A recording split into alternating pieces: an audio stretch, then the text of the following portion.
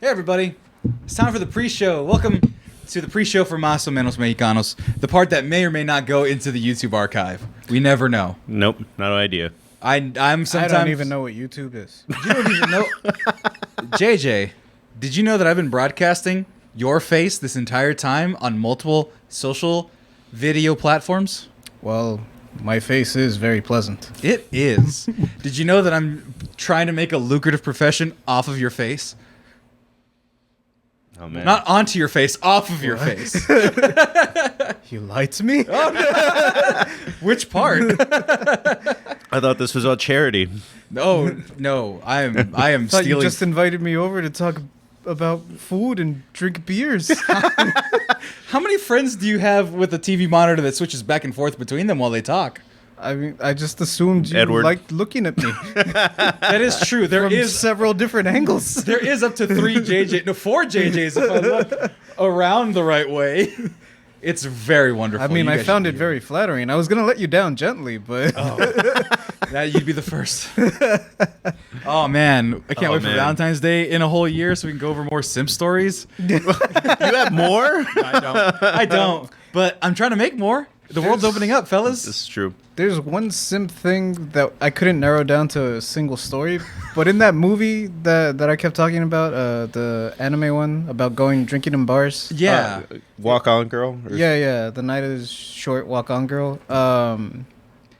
The dude that's like pining for her is a total simp because he's like, I haven't actually spoken to her like face to face yet, but Oh. I follow her around.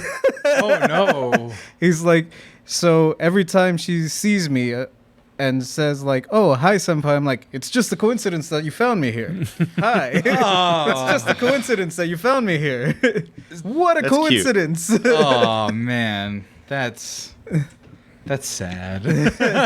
No, I've done that. I've never followed anybody. I mean, not followed to the point of stalking, but Define that, because some people would say otherwise. I mean, there are people, and I would think this is what JJ's getting to. It's like, saw this girl here at X on Friday. If I show up to this X on Friday again... see, I've never even maybe done that. she'll be there. See, I've never even done that. The closest I get to is I know kind of where they are. I'm like a hoverer. If that's, I don't know if that's worse. Well, that's That might kind of be what he worse. was doing. He was like hovering around the Yeah. areas she frequents. Yeah. And he also made sure to frequent those areas. I guess it wasn't as pre-planned as that. Like, oh, I know she goes to these areas. It was more like, oh, I know she had she's in some classes, or I know where she kind of hangs out in the elementary, middle school, whatever, under which tree. So I would go around that tree sometimes and hang out with the people that I wasn't quite as friends with to be around. I had to go all the way back to high school in order to find out when I did that. And it was going in the mall. I was like, Yeah. oh yeah, I saw this girl at the mall. Yeah, but that's an American tradition, man. There's movies all about that, where it's like, yeah, I went to the mall, pick up some chicks, yo. That was weird. That was both a 90s and a 70s thing. I was thinking in my head. She had no car in high school, so there was no chance for me to do anything. We biked. Fresno's much bigger than Eagle Pass, to be fair. I mean, but that means that things are still in bite. No matter where you live, you end up living in a small city. Like, we don't really go out more than a mile radius right now, unless it's something special. I mean, but I'm down to go down further I places. live 20 minutes away. Yeah, but I'd go down to more different places. Like Saturday, we're going to get crawfish down south. Yeah. That to me is like, oh, cross town in my brain. That is special. So that is why that doesn't... Right, that's apply. not every Saturday. I mean, That's well, this specific Saturday. well, if I lived down south, I'd be up here going to the Domain probably a little more often. It Yeah, wouldn't be but so still, special. then you'd be... like JJ, you'd be outnumbered. 3 out of the 5 honchos live in the same I area. guess, but the honchos? Is that what our thing is? The honchos? It's the only, like, phrase not taken. Dude, gang, saibatsu. I like They're- honchos, man. That's a shirt. Yeah, no, I like Me and my honchos. honchos. Because there's the head honcho. Everyone always talks about the head honcho, but nobody talks about But the sub there's honchos. underling honchos. The Second in under command honcho. Yeah, what'd you say? Second in command honcho. Second in command Sub-honcho. honchos, the admiral honchos. Lookout honcho. I want to know what a honcho is. It has to be. Is It's it probably Indian? like some fucking derogatory racial slur. Let's see. Honcho. racist Throwing it around donkeys. A casually. leader or manager, the person in charge, the company. Well, that's head honcho. What about other sub honchos? I don't need to know about the head honcho. Let me see here. Is honcho a Japanese word? I don't know. Let's see. Oh, so honcho is a boss. Yes, continue blocking ads. Leave me alone. Yeah, Merriam-Webster. So this is just one of those Boss, things big where shot. they added head for no reason. You could just say, I'm here to speak to the honcho, and it's... I want to know where it's from, though. Honcho, root, not root beer. Etymology. Thank you, JJ. Now, That's can the you word. spell it? I know there's a Y in there. From the Japanese Hancho, group leader from the Han Corps, Cho, head chief. U.S. service in Japan and Korea during the 50s. Neat. I thought it was more Native American. I thought it was Native American. Yeah. Wow. Now we're properly educated honchos. But I guess we can't all be group leaders. I mean, we kind of are in our own respective fields. We don't work together, so there's no conflict of interest there. You're the honcho of your spot. You're definitely the honcho of your spot. TJ is definitely not the honcho of his spot, but honcho of us because he's the most wealthy.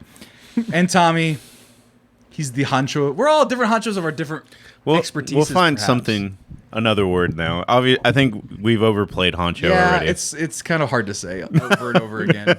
Like, because that's the thing. I've been calling you guys the boys because we have a group chat called Cinco and the Boys. And so now you guys are the boys, and that sounds so fratty of me. And I'm very disappointed in myself. everyone I uses refer to us as the boys. I refer to like my friends on PlayStation as the lads. See, let's see, because I have my... To separate the two in my brain, because otherwise I'm gonna be like messaging you guys on PlayStation and be like, oh wait, no, you're not the lads. You're not the because I have my hermanos, which are my org guys from college. That's pretty much all my college friends are hermanos from our group, Hermanos Unidos. Okay? Then I got my bros, which are my brother and my cousin. Then I got the boys, which is you guys. I have no dudes. All I have is The dudes. guys is everybody in Austin. Pretty much any city I'm in is all the people that we know is the guys. So that'd be like the Mikes and Martin and things like that.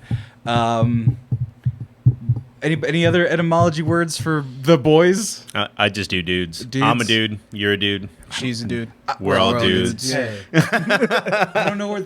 I don't have any dudes. I don't have any dudes. I get strangely as the Californian, I don't have any dudes. It was it's a cowboy term anyway. I guess, but that's more. Dude It's ranch. also a surfer dude. Yeah. That's kind of our thing. But I'm not a surfer dude because I've never been on a surfboard. Surprisingly, That's not surprising. It doesn't sound fun. I lived on the beach for 7 years. I should have but tried it's it. water. You got to stand on it, and you add wax. Like it's not. None of that sounds like easy. Well, When you don't want to see me waxed up on a surfboard. They don't wax me. They wax the boards. But what about me waxed up on a surfboard? You don't want to see that, No. Marcos? Also, I gotta We're gonna imagine. find you. Like we're gonna actually take a surfing trip, and you're gonna be completely like listening, and your board is bone dry. Well, because they have the waxing things where they're like up and down. I'm just gonna be doing that to myself. I don't Supposed to think wax your board, right? You're supposed to wax the wood on the board, you fucking idiot. And then I just body surf, just going up the waves, just having a blast. God. By the way, so I was gonna give you guys another ceremony thing, huh? Oh, what? What did you say I was gonna say? Oh, I thought you were gonna give us a surfboard, but No. so a little pre-show. This is fun. A little fun tidbit. So I gave these guys when we started the reimagining of the Mexcellence with this cast here. I gave everybody a little bottle of Pacific Ocean, just to bring a little bit of home to the boys. Some sand, a shell I found, and some ocean. That was at I forget which beach it was. I'll remember when I look at the Instagram. But I was like, okay, cool. I brought it in like a water bottle or like I stuck it on an airplane and crystal clear water. Nice sand. But then I went to Santa Barbara, UC Santa Barbara, where I'm from. I went to the beach there and I was like, you know what? This is the water where I'm from. This is the water that I swam in, had a good time in, went to college in. And you guys, I mean, I bring it up all the time. And I'm going to bring it up for this time here. UCSB beach. Let me go ahead. Images. And so I'll bring it up one more time. This is where I went to school. And I went and got some sand and some water for you guys, again, in a Gatorade bottle. A lot more, so you guys can have a nice, more substantial bottle. But then I changed my mind. Let me show you guys why. So go ahead and give me a second while I grab the replacement. what are you doing? Mess with this shit. Which is probably what you should have done when you left. I didn't want to do that because I wasn't going to be that far. But it's all sexy fades. But this was the bottle of water, and in light, it looks even worse. Did you just capture a gin? That's what that looks like. I don't know, but there's like scum and sand, and the water is black like tar heroin. Like it's at the bottom. Well, that's the thing. So here's the problem. So everything's kind of settled down. Let me shake it real quick because obviously the churning of the ocean and things are going. But JJ, you're not half wrong. So on the inverse side of this shot right here are a bunch of oil rigs. And so the oil Aw, rigs it's your Galveston. tend to leak quite a bit. Oh, hold on, let me flip everything over. And so I'm just mixing it up. And now if you let the water and the sediment kind of go down, I realize that all of that water is very much just nasty and murky and awful. But yeah, there are actual chunks of tar in there that stick to your feet if you stay in the water too far. So yeah, like I love showing this picture. I love showing it off. But when you go back as an adult, it's like, yeah, you're swimming in pond scum. This is kind of gross. Why is everything you're so proud of from your hometown like half great, half It's only scummy? got the one good angle. Kind of like me. California's thinking of me. A lot of good one angles, but a lot of deep-seated ugliness underneath it. No, I don't know. I would say I'd leave it there, but that does stick up on top. it does stick up on top. Yeah, it's the tar. And so yeah. I should just leave this there as an innocuous thing without any explanation and just see. Is Sammy drinking sand booze? I'm not. But yeah, this is my What decorative liquid UC is Santa that Barbara. color? That's almost Coke. It almost looks like chia seeds. Like if you shake it up enough, it just Yeah. looks like you went overboard on the chia seeds. Let's see here. Yep, it looks like chia seeds. Just Yeah, it's really gross. But by the time I drop it down by the end of the show, the sediment will all be at the bottom and the water will be clear again. So, you like guys a want a bottle of that? Polluted hourglass. Exactly. It's kind of like astonishing because you're like, oh man, I made that clear water turn into murky, disgusting water, and then it'll go back to normal. But yeah, Santa Barbara, my college, man. Things just. That's why you can't look at the past with rose-colored glasses, because sometimes things aren't as great as they used to be, and sometimes you're in a better spot than you're in now. You know what I'm saying? Sure. Like, we're going to talk about on the Scene Countdown, like, oh, high school. And some people, like, love high school and think it's the greatest time of their fucking I life. fucking didn't. Well, no, some people It was. do, though. It was all right. Right. But some 5 people out are of like, 10. people are like, high school's the greatest thing ever because they're looking at it with those rose-colored I mean, glasses.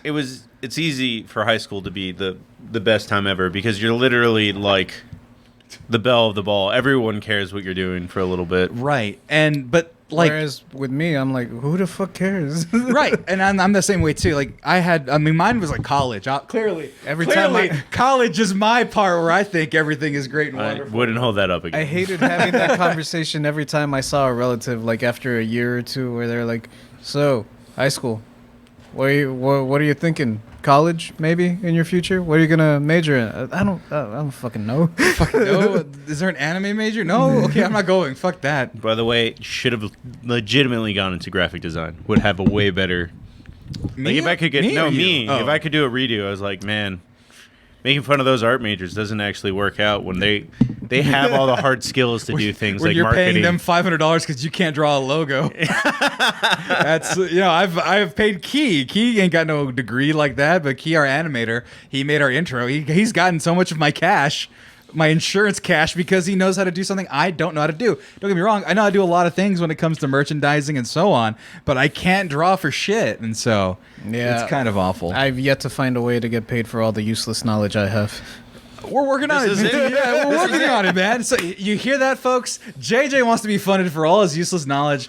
Please help him for $2 a day. to beat the You geeks. can sponsor. You can JJ. sponsor a JJ and learn all sorts of useless, nonsensical facts. The history of words is called etymology. I didn't know that, and that's a free one. But join now, and you can get more and more JJ-isms. None of us knew Honcho. None of us knew Honcho. But now he does forever, and now you will Yep. too. It's fucking in there now.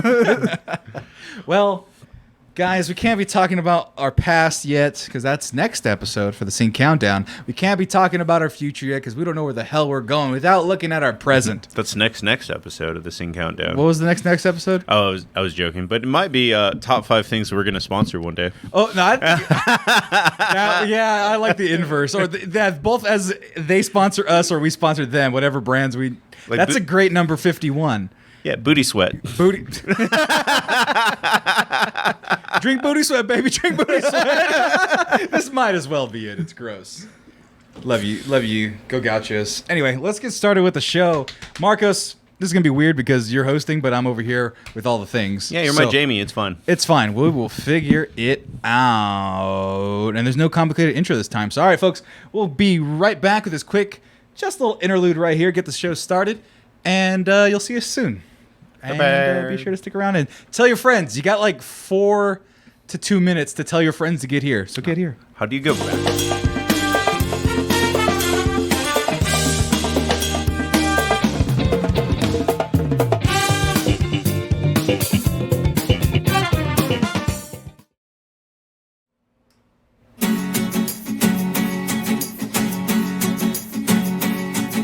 Jefferson Clay.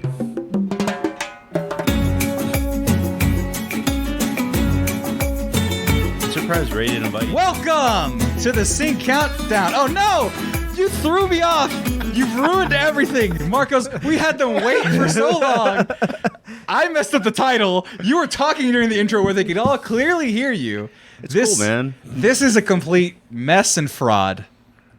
But it's a good day. It is a good day. Welcome, everybody, to O Menos Mexicanos. That's the name of this show, right? Yeah. Is that the one that's looping forever on the inside of eternity here? O Menos Mexicanos. Oh, my God. It's a tongue twister. Oh I mean, my it is God, 3 M words in a row. That's a lot of M's right there. Mas o Menos Mexicanos, a Mexican culture podcast. Welcome to the show. Apparently, it's in some sort of non-English, non-Spanish language. Don't expect much from us. Hey, everybody, I'm Sammy Gonzalez, a.k.a. The Mexcellins. I think I'm keeping the name. I'm keeping the Mexcellins name, and then they can find us on all forms of social media elsewhere. But I'm Sammy Gonzalez. Joining me on the other side are the resident Mexicanos, or the Honchos, as the pre-show may have ended and begun at the same time. That's why you need to watch live on Twitch. But we have joining me on the green mic. Marco, El Tejano con El Mas. I don't know. I tried to do something funny, but it didn't really work. Yeah, this has been a really, really great introduction to our entire show. As long as we're having fun, guys. We are having I a lot hope you're of fun. winning, son. Thanks, Dad. And joining on the blue mic, we have... El Pikachu. I'm JJ. There we go. That's much better. What a wonderful way to save everything. Oh, man. This is like when your football team is down, and then JJ scores a touchdown, and you're like, we got it. All right. Yeah, We're it's the still halftime down. The momentum is shifting. We got it. We're talking about food. It can't be that bad. It's the halftime speech, and we're already like 3 minutes in. That means we only got 3 more minutes of the show before the clock runs out and we lose. But like you said, Marcos, we're talking about different parts of Mexican culture, as you can tell by the name of this podcast, but not like Mexican. We're not from Mexico. Clearly, this is not in Spanish. You speak Spanish enough-ish? Yeah. Well, not as much as JJ. Not as much as JJ. I speak none of it, and I'm the guy running all the things. But the idea is that My, how the turntables. Más o menos being, we're kind of Mexican. We have the culture of Mexican. We have the food of Mexican. Well, that's why we have this podcast, because we don't actually have the culture. We have an attempt to connect to the culture, and makes unique cultures. As we're going to see over this podcast, even to the point that your idea of Mexican food is very different from our idea of Mexican food, which is, I imagine, completely different from what they get in Wisconsin or Chicago. Right. And so our topic today, as you can see on all the titlings, episode, I think this is 3. Yes, this is 3. It was going to be 4 by this time, but we had to move some things around. It would be 3. We'd just be doing Mongol Radio today instead. Exactly. But Did I also premiere on the 3rd episode of the Scene Countdown? Is this a theme I'm going for? I don't know. JJ keeps being introduced on the 3rd one. We take the first. You were on two the third episode of Compass. Oh my god. Oh my God. This is a trend that we have. JJ's back here on the 3rd episode of Más o Menos Mexicanos. But the concept of everything is how do we define what it is to be Mexican here in the United States, here in America, and what it is to be, other types of Central American, South American, when we have the opportunity to bring those people on. But right now, it's just us. Sammy Gonzalez from Fresno, California, born and raised, third generation probably. They always mix them up. I'm either second or third. I can't figure it out. You guys, generation, both first. I think we're both first. Yeah, they're from the Rio Grande Valley. Yep, as they say in Texas. That's one way of saying it. But yeah, we're from La Aguila, Eagle Pass. I mean, whatever you want to say. Maverick County. I'm from the San Joaquin Valley, Holmes. Yeah, we don't talk like that. Hey, no, this is a Mexican podcast. One of us has to talk like this, man. JJ, you want to talk like this, man? I'm from like Squintas, way. Hey, órale, güey. See, mine is like Cheech Marin and like a couple other influences there. That's all my Chicano accent is. No, we watched like actual Mexican stuff probably until like 10. So you're like, ¿por qué? Yeah, dude, I saw so many novelas. That could be its own episode if we get. I have a roommate now, and like on the Roku, it'll advertise like, oh, brand new premiering on the Roku channel. And like I don't pay attention to it anymore. Right. Like I'm just like home screen. All right, I'm gonna go like make chicken. Right. So I just like home screen and I walk away and my roommate's like, holy shit, dude, Marimar. I'm like, what the fuck? How old is your roommate? He's younger than us, actually. Yeah, he's younger. How embarrassing. I mean, everyone enjoys. It was like memory unlocked. Right. It's just, there's so many different ones. They all kind of blend in the background. The early days at school, going to grandma's house, she's watching them. I'm watching PBS in my own room that she has, her other room with a TV. For me, the biggest one was El Premio Mayor. Oh my God. See, I think that one is the one that is the one in my brain. Oh my God. Yeah, it is. Yeah. That one will that's in my forever have a actual place brain. in the deepest, darkest parts of my mind palace. God. And we can go into that once again, an episode for another time. We're talking about Mexican. For the Scene Countdown, top 5. Scene Countdown, top 5. Rebelde. Soy rebelde. All right, guys. Another episode. You guys tell me to keep on track. But we're talking about Mexican food, our experiences, what we define as Mexican food. We're also going to get into I had the idea of like Chicano, like our American association of what Mexican food is and kind of our own definition of that. A lot of that has to do with snack foods I want to bring up.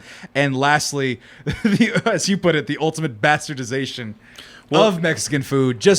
Well, in the last episode, general. we talked about music, and you brought up, is it cultural appropriation to like have I don't know, what's his name? Justin Bieber sing a Mexican song or something like that. And this isn't about cultural appropriation, but it is about like, hey, this is an attempt to be Mexican. And sometimes it could be great. Like there is great Mexican fusion out there, but sometimes you end up with tortilla. Flour tortilla. That's still king. That's A1. That's the ultimate. What if I put... Actually, Freebird's having a cayenne pepper tortilla also. Fuck your Freebirds that you know. Don't make me bring out the water. No, Freebirds was the actual like food from Isla Vista of my college town. Like the Freebirds They branch. still have a cayenne No, pepper. but they don't have it at the original branch. They split, and then you guys, the one that's here, the ones that people out there know is a chain that is not like the original. It's very. We'll get to that. That's actually going to be a huge part of my Mexican culture experience and food. But before we get into all that, we have sponsors, guys. So we have multiple now. Oh, really? Thirsty Goat, if they want. We drink their stuff all day. Thirsty Goat out of Austin, Texas. Liquid Death, perhaps? Label out, baby. Label out. We're shilling. Look at that. It's water, folks. This is not water. This is Thirsty Goat. I need a palate cleanser after my protein shake. Churro mice. Oh, my God. Churro. Let me pass those over. Let's give them the hero shot. Churro mice. Yeah, that's why I'm late. Oh. Are they sponsored by Frito-Lay? Like, who makes those? On the bottom? Sabritas, which I think is also Frito-Lay. Yeah, Just the Mexican version. I don't even know what these are. We'll get What? to the... You've never had churro I've mice? never had these. Oh, He's never man. had a lot of. That's what we'll get to. We'll They're get to chile that. and limon. But we're talking less about our sponsors that may or may not be our sponsors. They're not sponsoring us for reals, but they can. Look how much time we're spending on them. But we're talking about our real sponsor, MexMerch.com. Everybody, it's MexMerch.com. That's right. The Mexcellent's own merchandise store. We got t-shirts, we got hats and beanies. Let's look at the home accessories this time around. Ooh, we got a mug. We got a pillow. We got a blanket. We got a duffel bag if you want. We got a wall art. We got chanclas for the summer. What you laughing at, Marcos? So there's a band that I really like called what's it called, Red City Rebels or something. They have a burrito holder that looks exactly like that bag. On this bag here? Yeah, except it's a lot smaller, so it's just small enough to hold your burrito and a sauce. Wow. Well, this one's whole enough to bring your entire family a whole delicious meal. We got chanclas, we got face masks. Look at all these home goods for your head. I don't recommend the neck gaiter as COVID. We're preventing face masks per the laws. Actually, we have some of those home goods here. JJ, if you could potentially reach for the pillow, look at the pillow, guys. That's a real product. It's not just It's not imaginary. It's not just a mock-up that we always all these things people make fun of me for having this. JJ, you look like you're struggling over there. Look at that, $24.99. He wants it to be his face. $24.99. Look at how soft and squishy it is. JJ, don't lie. It's actually very nice and squishy, isn't it? It is. It's very nice. nice. To live here. JJ's gonna do the rest of the podcast with the pillow smushed in his face.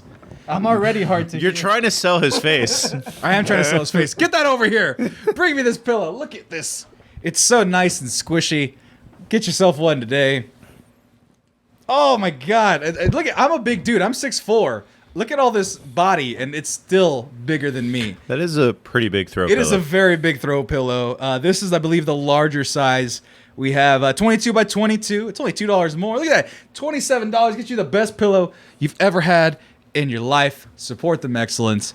And it throws as well. And you could just yeet it across one hand like you just saw me. We have a blanket over there too, but it's getting summery. And we're going to have our new summer collection coming out soon. Towels, shorts, bikinis. Ooh. I wanted you in a bikini, JJ. You're going to be the model for it. I'll do it. Hell yeah. Teamwork, baby. Mexmerch.com. Get yourself a discount if you're watching on I'll start Instagram. up in OnlyFans. What'd you do? I'll start up in OnlyFans. Hell yeah. Only JJ fans. Get yourself some Mex merch. And if you're watching on Twitch, we're going to have a commercial break at some point. You'll get a 10% off discount code. If you watch those commercials, it's in there. I always make sure it's there. If you're watching on YouTube, you're missing out on the discount codes. Come watch us on Twitch, twitch.tv/the_Mexcellence, SoundCloud, Spotify, all the audio podcast places. Just search the Mexcellence Podcast and you can find us. So be sure to do all of those things. Follow us wherever you can. Tell your friends. We're back, baby. We've been here for a while now, putting out content, TikToks, Facebook, Instagram, all of those things. So be sure to give us those likes, subscribes where you can. The free ones do it all the time. The ones, the subscriptions with money, that was real hard to say. Subscriptions with money, give us your monies, please, if you got it. Because I don't got it. Do you got it? You've been practicing this all day. This is natural, baby. This is natural. I know how to ask for money so smoothly. But you know what? Now's not the time to ask for money. Now's the time to let you host the show, Marcos. It is your thing. I'm the man in the tower, giving you the visuals that you need and getting us on track. So go ahead, Marcos. Take the lead. Well, I mean, I think this is very easy where to start. We're going to start at the same place that we did with music, which is like, what is your... I'm going to actually pass the ball to JJ, because JJ, you've never been here before, actually, on this one. No, I haven't. No, you haven't at all. Sorry. Ugh. Thank you. Oh, man, just... we have our Twitch bottle opener. This is my last beer because there's no more. Oh, right. But there's two more. We can figure it out. Point is, food. JJ. Just what I guess basically go into a little bit of description, because we actually didn't even start being close friends probably till like 13. So the idea of what you had like growing up is kind of be a little bit different from what like we had. And then if you know vaguely any recipes that your dad or your grandpa used, or grandma, really. Oh, well, my grandpa would make some legendary barbacoa, I've been told. I remember... I'm getting to the age where I'm losing memories of my grandpa, unfortunately. How old was he when he was gone? Or from you? How old are you, I should say? I was about 4, maybe 5. But, like, he died when I was pretty young. Yeah, because he died like when my brother was born, pretty much. So yeah, I was. And that's a whole other mouthful, and you're full, and just okay. I got to deal with this now. Little brothers, I know how they are. Yeah. So my memories of him are like slowly fading, but I do remember stuff like going to the mall with him. He taught me how to eat nachos the wrong way. The wrong way? He ate them like cereal. With like a fork? No, with a spoon. So Walmart used to have a deli. Remember that shit? I still do, kind of, yeah. Right, but like it was like a cafeteria kind of thing. Okay, yeah. You could go and order.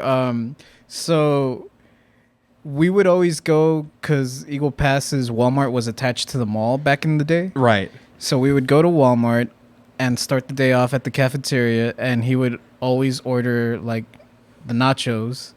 And instead of like dipping his chips like individually into the cheese, because it was those kinds of nachos. Oh yeah. The stadium nachos, as we call them. Yeah.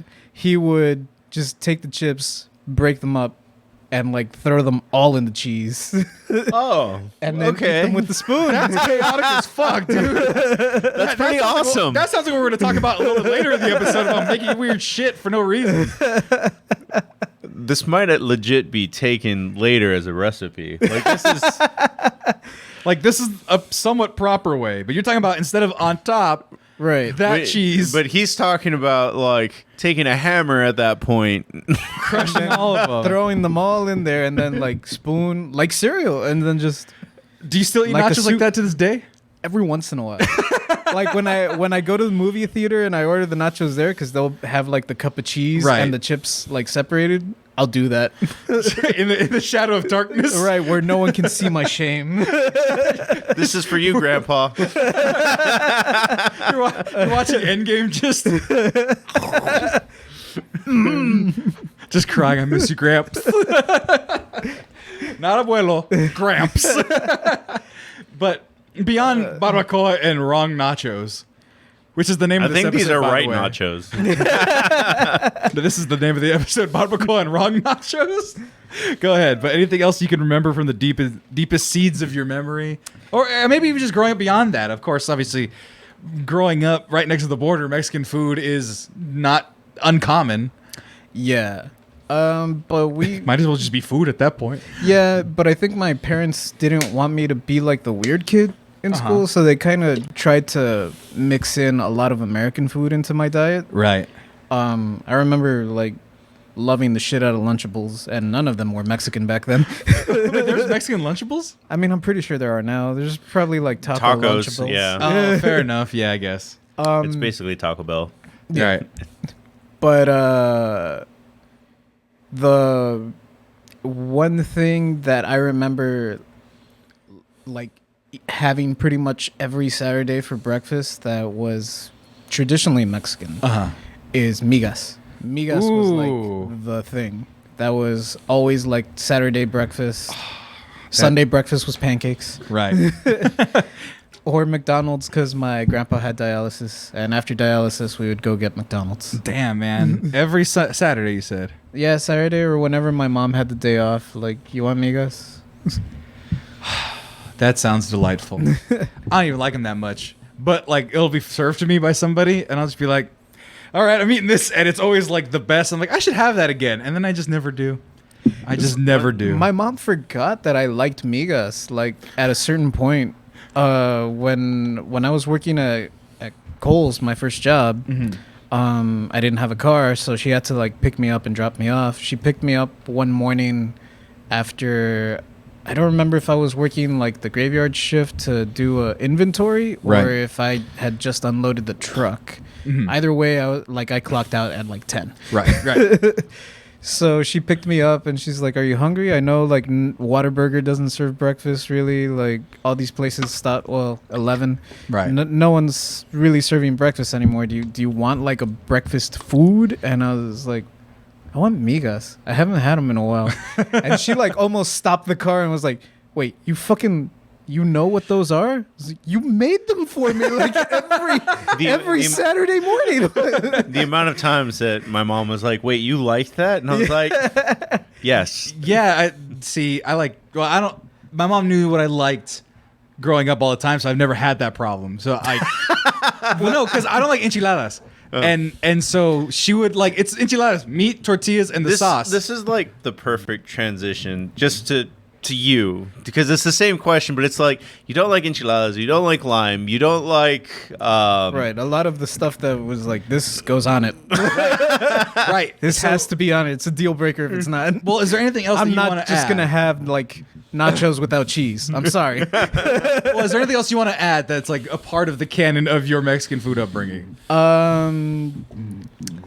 I mean, we might get into it later, but there's a Mexican restaurant that it's not too far from here called Casa Chapala. I've heard of it. And I was telling my roommate, like, I'll tell you the day I figured out that place was legit was when I went to like their brunch buffet.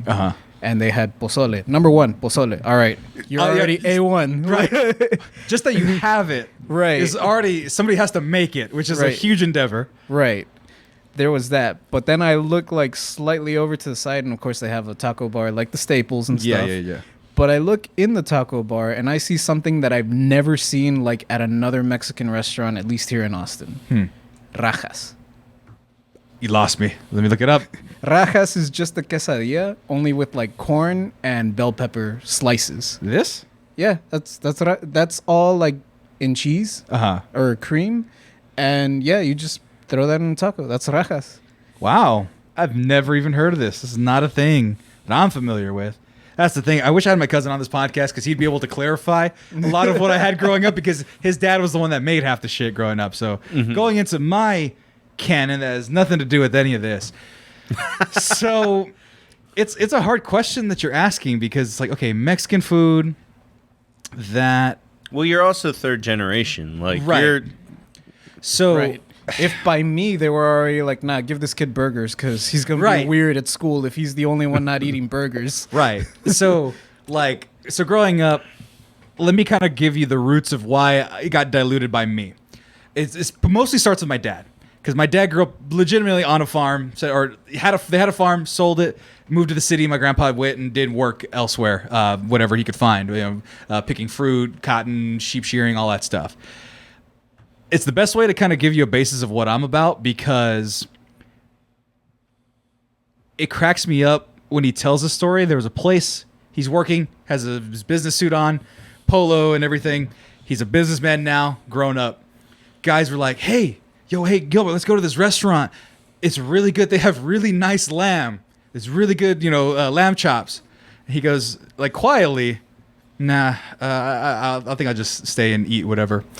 And then he tells me the story. He's like, I fucking hate lamb chops because they had nothing but lamb on the farm growing up, nothing but Got chicken. And he had the shitty parts of the chicken. He had the shitty parts of the cow, had the shitty parts of whatever they had. That's why he knew not to name animals. That's why I don't like animals myself usually. That hatred comes from him because he named a chicken once. And you don't name the chickens. And I so named a chicken and I killed it. Like, that's no, but for kid, you're a weirdo. that was a kid then. You're a and my weird- grandpa made me do it. That's abuse. It's something that you kind of have to get over when you're in the farm. Right. Well, that was the thing. Was his thing was my grandpa sold the farm when he was little, like maybe 6 or 7. I'm going to go on a little bit of a tangent just for this story, Fair just because it enough. was so. My girlfriend is a vegetarian. Right. Emo is first generation. His family's from Nigeria. Our friend Emo. Yeah. So we got into a discussion about the immigrant experience, and he was like, bro, do you ever, like, because I told him this story, basically, and he's like, yeah, my grandma used to grab chickens by the feet. No, by the head, and spin them. Right. And the look on Jessica's face was like, Right. You got to break the neck, and you got to make sure they don't wiggle around, and then you put them in. Some people had machines, some people did it by hand. You pluck them. no, we did it by hand, but yeah. Right. Well, now there's like a machine that's like a dryer. Yeah, but You we throw were 'em going to in. have that in the backyard. I know, but it's not an industrial farm, is what you're saying, right? But that was what he grew up with, and so a lot of that he was young when that happened, so a lot of it got to the point where he had a regular job and regular family, American family, and had the white picket fence in the house, all that stuff. Maybe not white picket fence, but he brought a lot of those kind of food hang-ups with him. Like, he won't eat anything but a chicken breast. He won't eat a leg. He won't eat a thigh because he doesn't like the fat. He doesn't like fat, doesn't like gristle. My mom, on the other hand, is the opposite. Her family is different. if you ever watch me eat chicken wings, or if you ever watch me eat shrimp, or any sort of animal with a tendon or something, I'm like, no, I'm cleaning it off the bone as best I can. I'll take 2 passes at chicken wings just in case. And so I have my eating styles vary between those two, where like I like brisket. My dad would not eat moist brisket. He would not eat a slice of like whether it's cut with the fattier side, even though it's rendered the most delicious thing that God has ever given us. He only ate the lean, and which is good, but that's how much he doesn't like it, and that's how much my mom got me to like just like the fatty portions if that's of food. more of a health thing than it is No, he eats poorly all of the times. No, he doesn't like grease. He doesn't like the gristle or greasiness of poor cuts That of meat. might just be a dad thing, because my dad also doesn't Well, like. he probably had the same shit too. He probably had the shitty cuts of meat growing up, and now he can afford a little quality. Right, now he can get the good stuff. Yeah, why would you go No, back? but my Also, dad was Marcos, the your head oldest. needs to stop fucking eclipsing me. Reach down again, and I want you to see yourself. No, reach down like you were. There you go. That's the same. You were But I'll eclipsing stop it. me. Nobody knew what was going on. Point is, if you're listening on audio right now, his head's in the fucking way. But, so, that said, it usually comes from my grandparents. That's where my love of Mexican food came, and that's where it came from. The big thing, you unlocked a core memory, JJ. Talk about my grandfather. May he rest in peace. Is it crushy nachos? No, it wasn't drinking nachos. It was, perfect. Let me see if I can pull up a clip. No, my grandfather used to go to the butcher, and he used to get a big old hot pan of grease, and he would just make, oh my God, the best chicharrones ever. I mean, make is a loose term, but frying them up in just, he had like an old, rickety, rusty pan, just filled it with just grease and fat, and put the chicharrones in there, pork rinds, if you will, with the meats and the skin, the fat rendered on. No, I'm just laughing because I made chicken chicharrones the other day. Ooh, how do you make a chicken chicharrone? That sounds amazing. Chicken though. skin. Yeah, I was like chicken skin, skin. but like I like the meat part, like the fat on like a pork chicharrone. Yeah. I left some of the fat on there. Ooh, It tasted just like KFC, dude. Like I if you want eat it. the chicken skin off KFC. which is the best and worst part. But no, he used to just do that, cook them up, and they were usually wrong because I don't know. I've never known what the proper texture of a proper chicharrone is because these ones were hard as shit. You're like, and you're just. That sounds about right. Yeah, that sounds right. So yeah, you're just gnawing on it like a goddamn animal. But I used to just love them. And there's a couple places around here that have them. La Michoacana market has them, and sometimes they're okay, sometimes they're not.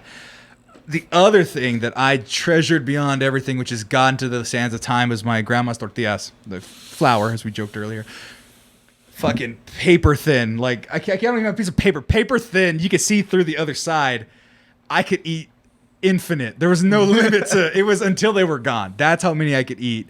And by the time she got too old to keep making them and stuff like that, the tradition got passed down. But they're not as thin. Right. The flavor's there, but they're not as paper thin because she's just rolling. I used to love those suckers, man. And then going down. My grandma, she would just make her chile verde and stuff like that. That was her staple. And that was the big thing for the parties there. And then my tío Guillermo, my cousin who was going to be on this, he's like a master chef. Like, just taught himself. He was the one that would make like barbacoa. He would have, for my cousin's graduation, it's funniest shit ever. He's from Mexico. Just animals on stakes, Right. in a backyard in the city of Fresno, and fire in the middle, chickens on the inside. Chickens on the inside, goats on the outside, and they went ham. They had no pork, but no, they went ham. No, I think they buried the pig under the ground and cooked it under the ground. They did do things legit. And I remember just going there, and they handed me a tostada, or they're passing around tostadas. I was like, "Ooh, I'm gonna get that one." And then my cousin's like, "No!" Slaps my hand. Blood tostada, where you cook the blood, and that's how real they did it. Then my family, my mom, it just got diluted down just a little bit further. So her enchiladas, the sauce from a can. Her beans and rice were amazing, but because my mom has arthritis and was working when we were kids, 9 to 5, and then picking up kids and then cooking, she would either make beans or rice. So I never got them both together, and so now occasionally I'll get them together, and it's the greatest heaven on earth that I never got as a kid. But other than that, we just ground beef. Just ground beef and whatever tortillas that they had. That was our Mexican food, seasoned right, and that's it. Hamburger helper? Well, hamburger helper separately. Yeah, that was a huge part of it. But imagine ground beef, taco seasoning, fried tortillas, tacos, put them on, salad, lettuce, da-da-da-da. That's really all it was. And like my mom, she's not shy about it. She makes a lot of other things I like, but Mexican food was not something that was like, oh, I got to make this authentic. We had no authentic Mexican food in my house like that. Okay. I mean, my mom's enchilada sauce is from a can, but it's a Mexican can. yeah, she makes the effort to cross over to Piedras and get it. Yeah, it was the proper style. Like if you look at the can, it's like, oh yeah, that's the Mexican kind. It's just like Is there an American can of? Yeah. That you can I let me guess there see. is. Let me see. Enchilada. It's not even the high school used like Nah. bad cans. Let me see if I could find the brand because I would know it just by image. Ha! I think The one yeah. with the hat on? No, it's not Old El Paso. It's not Gerhard. You got it right though. Pace. There is one with a hat. Yeah. Las Palmas. That's what she uses. Yep. Nah. And it's fine. I just Is don't that like 'em. McCormick? Fuck that. This one? McCormick makes How did you read that? Where did you find that? It's right like 3 up on the first row. 3 up on the No. You're Down, down. sorry.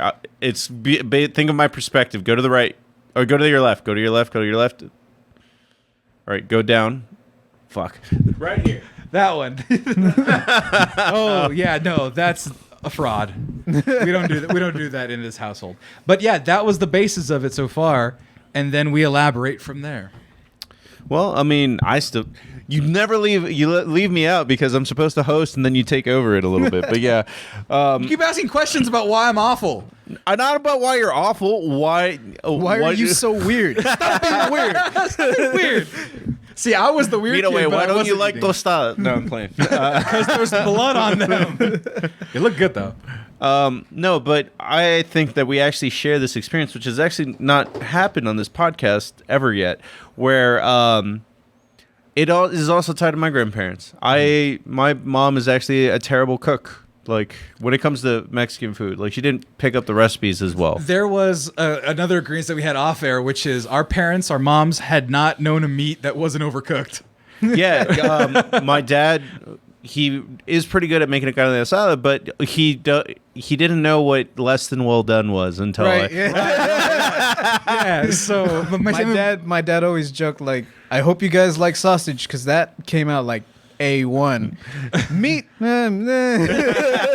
It's cooked until it's not pink anymore, and then some more. And so, yeah. because even not pink is medium. They cooked it beyond that. They were like, the burn marks are good. That means it's Right. Char is flavor. Right.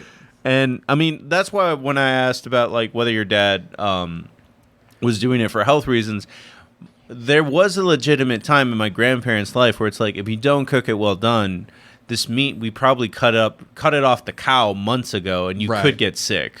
Yeah. Months is probably an overstatement, but still, like Yeah. the idea is that that's why they cooked everything well done. Yeah. But when it comes to my experience with Mexican food, it all comes from my grandma and grandpa. My grandpa also worked on the farm, so we had cabrito all the time. Because he was a sheep shearer, so they would always be like, "Here's your payment," and Some wool and no. and then my grandma was the one that would make the mole, the enchiladas, like everything like that. On top of that, we did have the big hole in the backyard for barbacoa. Right. Like that, all that is lost. I think it probably was when my grandpa got too sick to walk, they filled that hole, and we were like, all right, that's never coming back. Is that why you want to go to the barbacoa festival? Because No, it's legitimately a big festival. But the fact that there was something in your past that there was a literal hole that was closed off that you want to return back to. To be fair, which is delicious. it's always been like a staple of San Antonio, and I've never gone. That's the only thing. That would be, I don't know, maybe I should ask Alicia about it next time. Well, it's one of those things where like my grandma would make the meat that I would normally not eat, or my dad wouldn't eat, or my mom even wouldn't, like cachetes. Yeah. That's weird to me. That's the prime meat. But it's delicious. No, if you think about it, the cheek meat on a cow. Yeah, that's my only staple on like Fear Factor. It's like, well, I've eaten cow face and cow eyes. See, I haven't eaten the eyes. Too gross. Tongue, too gross. But the cheek was fine for some reason. I think because I found out too late and it was too damn good for me to say no. Like lengua, when they chop it up, I can still tell it's a tongue. Ojos, I don't want to even dream. I don't think I've eaten many ojos. And then brains, nah. That one I haven't had. Yeah. I've had sesos. Head cheese? Sesos? You said, sesos is that part or whatever? Yeah. Point is, a lot of gross things that we consider gross now that weren't and have been. Well, I mean, I still don't consider it gross. It's just because I'm not eating the balls or the weird fear factor shit like that. Right. I mean, the intestine, do you eat menudo? I eat menudo, but that has to be like weddings. Like I stopped. I stopped because of that. Like, oh, really? When I was a kid, I used to eat menudo at Easter and whatever, and I used to have a couple bites, but then they told me what it was, and then I started looking at like the Gristle? No, not even just the pattern, like the hexagon, The grid pattern? like texture, and I'm like chewing it. And then my brain was like, you can't do this anymore. And then pozole happened more and more often, and that was where I pozole. I can avoid the bones and the unnecessary things that are there for flavor, but I don't want to eat. So. Oh, okay. Yeah, that's why I just want to throw it back to you in terms of what you know. Well, I mean, I will say one of the regrets that I have because JJ was saying like his grandpa passed away, so he didn't get to have barbacoa probably past the age of 6 in the homemade sense. I never got to have any of my grandpa's fish. My grandpa was a famous fisherman.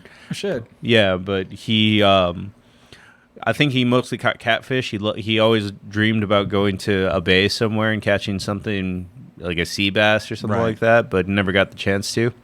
But yeah, I never got to eat any of his catfish, and I still to this day.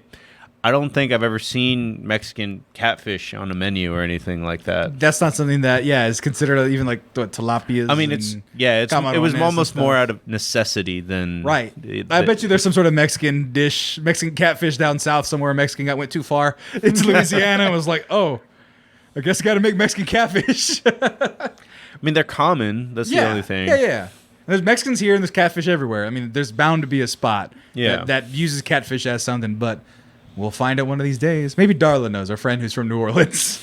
She knows. But, I mean, from that, like, you want to talk about, like, growing and expanding your taste because you said that you never really ate anything beyond that? Or, like, or well, you... So or my family was really traditional in the rancho type mindset. So this is actually something that I was reading in blogs where it comes to Mexican food, that it was like, your idea of Mexican food, or what I think is Mexican food, according to these blogs, comes down to you. What is it? Baja Cali is where it comes from. Yeah. So it's a lot more citrusy, and then fish is heavily involved. Right. I'm just talking about eating catfish out of the stream, which is not even like a. It's not even a thing. Yeah. It's not a known thing in Mexico. So it was very beefy, I guess is the best way to put it. Yeah.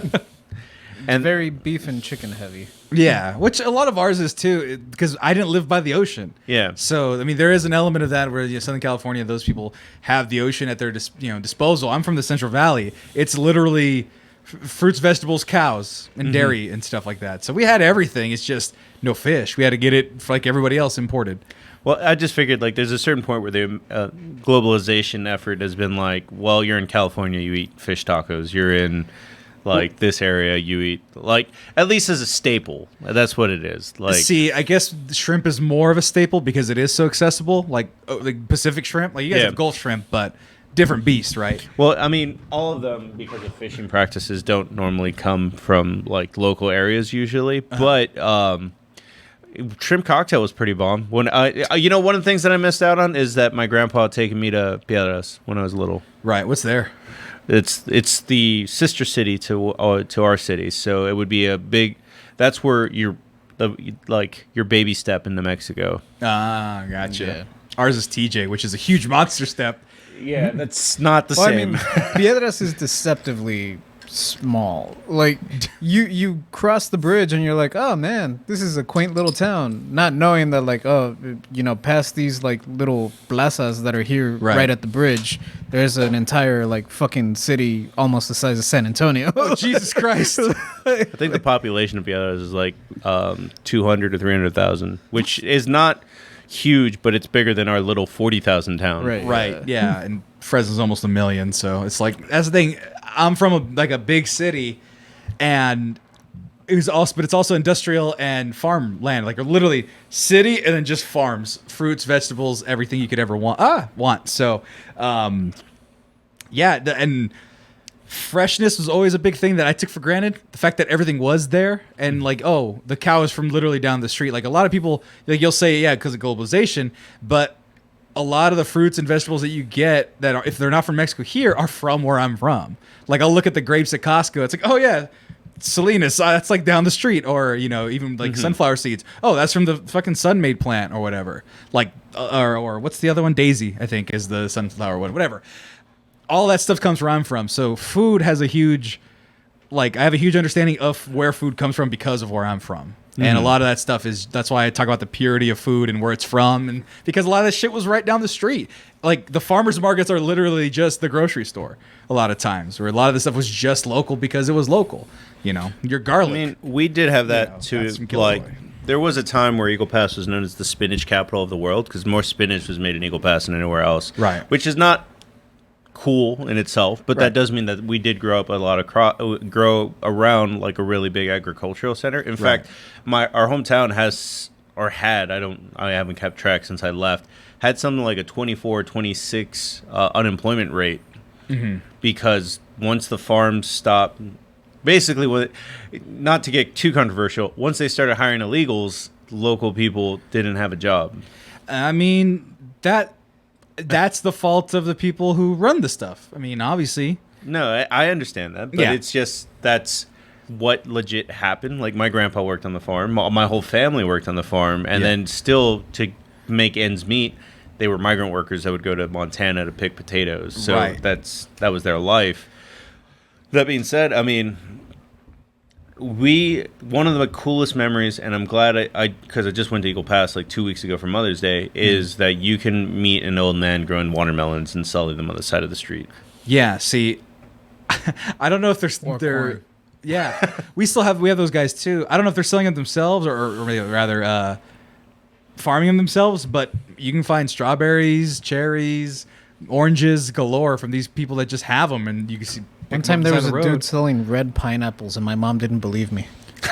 Like the outsides were red? Yeah, the outsides were red. They were like, you know, just a really deep orange. Right, so that, right. Like, from the car, they looked red. I'm trying to think. Like, well, because they have pineapples that are like, oh, I don't know. Damn, these look fake. Like something like they this. weren't that red. They weren't like that bright of a red. Right. It was more That's like just dragon fruit. Right. It was more like the pineapple's natural, like orangey hue. There you go. That's more like it. Yeah, it was more like that. But yeah, I kept telling my mom because whenever we would drive to school, I'd be like, "That dude's selling red pineapples. Tiene piñas coloradas," and she's like, "Pineapples aren't red, you jackass. Are you high? Are you on drugs?" But she would never look over because she was driving. And then one day I was like, "No, look. There's fucking red." Yeah, she saw him. And then the next day the dude was gone. She's like, if he's there tomorrow, I'll buy some. It was a ghost. He was gone. He was gone. Damn it. Of all the times he was there. Shit. No, we would get strawberries from a guy. That's what my dad would like. He'd go to find a guy. $5 strawberries, get a fucking crate of them just because that's the turnaround rate of them, you know? Like, you go to the store, you buy a little thing of them, they're $3-4 at Driscoll, or you go to some guy on the side of the road, and $5 get you a Some whole guy crate. was always a better deal for produce. Some guy. I still don't like farmers markets, though. Farmers markets are frauds because they're mostly white people. But you can get some good honey there because I don't know if Mexicans make honey. I've never seen. They don't want to fuck with bees. Yeah. I mean, I don't know if that's the case. But by the way, Ramen Hibachi's in the chat. Where can I get your shirt, JJ? Not from MexMerch.com, so it doesn't fucking matter. MexMerch.com, maybe it's there. Where'd you get that shirt, JJ? This one I got at Hot Topic. Hot Topic. Don't support the man. Hot Topic. Wrong Mexican food, which is funny because my nephew is 4th generation and all he eats is Hot Pockets. He's also 10. Dude, I haven't seen a Hot Pocket in years. My dad has them at the house, so every time I go back, I'll have Hot Pockets. So they're not good for me. I never said they were good for me, but they are delicious.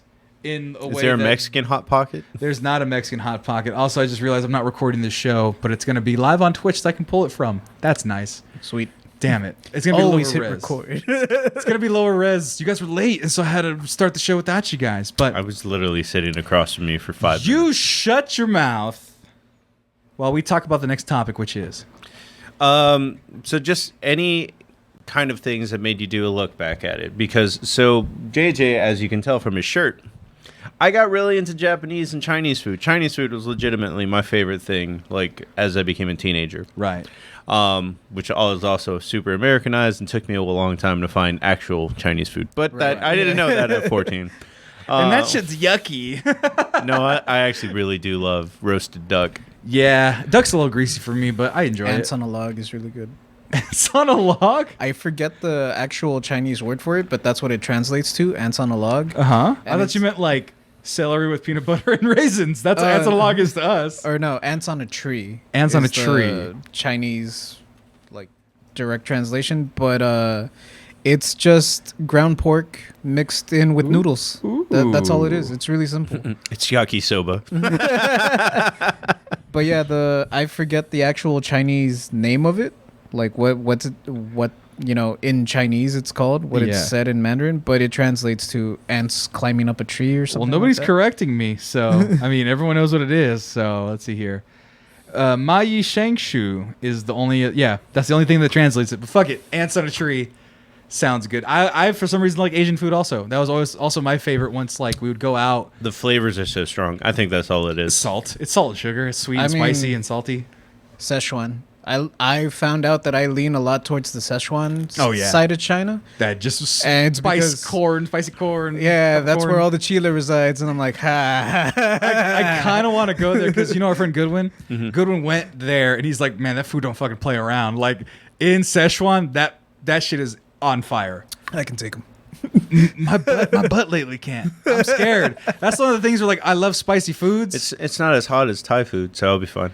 But I can only do about a 6 or 7 on Thai food before I'm just like, all right, I need to go to the I'm hospital. like, Max. So, sort of related to the theme, I like watching those videos of like Korean people eat Mexican food for the first time, or Chinese What? people. Does that exist? That Yeah, dude, exists. I'll send you the link right now. But Yeah.